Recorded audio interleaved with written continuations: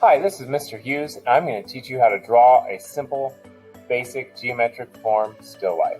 So we've got some geometric forms here, and I'm going to start drawing them on paper. Now, whenever you start a drawing, you should always put your name on it.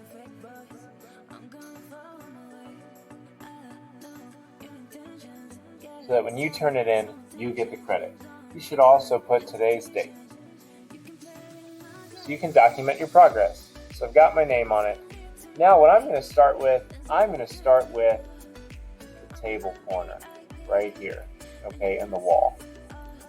So I'm going to put that in my sheet of paper. So let's see, let me make a box, fit this in so that I know that you can see it.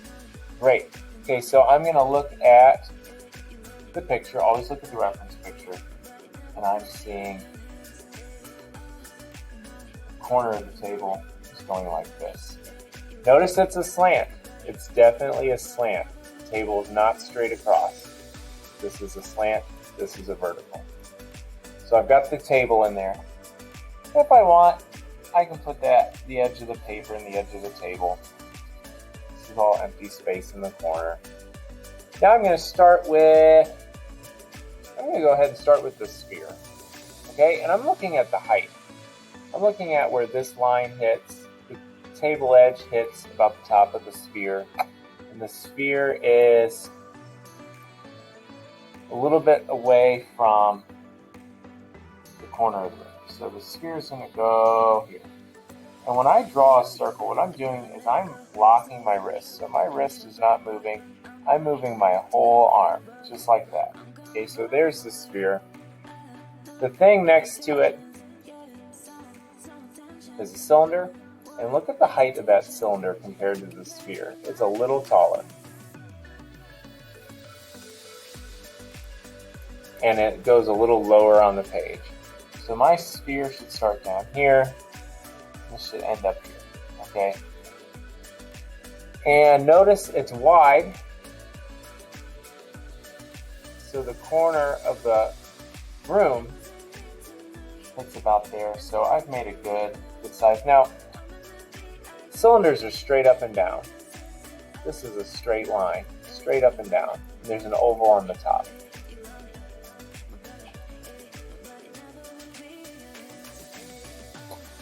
So I'm going to go ahead and use my ruler to draw some straight lines. But if I didn't have a ruler, I could also use a pen to make a straight line. I could use a marker. I could use a broken pencil. They will all give me a straight edge. There's an oval on top, like that. The oval on the bottom is about the same. Notice I've got all these lines. That's okay, I'm going to get rid of them later. Now I'm looking at the cone. The cone is the tallest thing on the page, but the bottom of the cone is right lined up with the bottom of the sphere. So I'm going to draw some guidelines, because that's where I want the bottom of the cone to be. The bottom of the cone is round, and then the tip of the cone is the tallest thing, so I'm going to make sure it's taller than my cylinder. I'm going to go ahead and use something for a straight edge.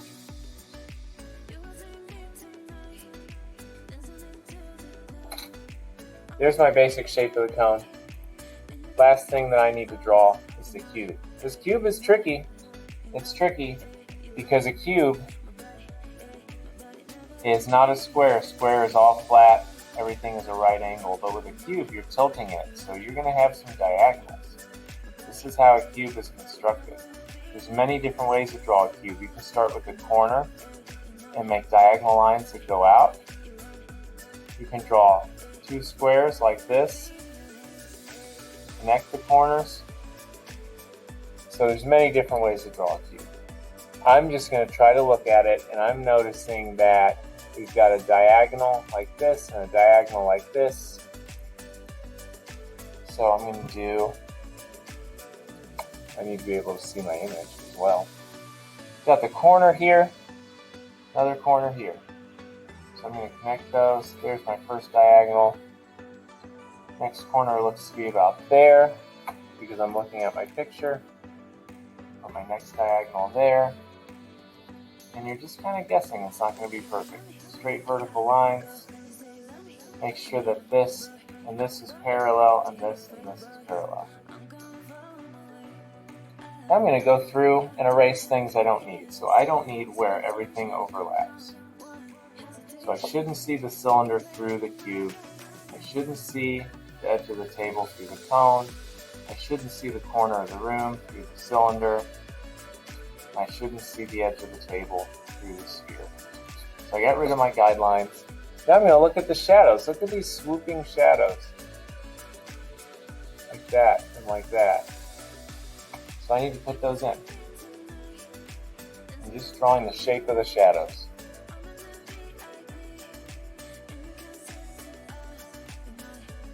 There's not really one under the cone. Now that I'm happy with this, I can start making my lines darker that I want to keep.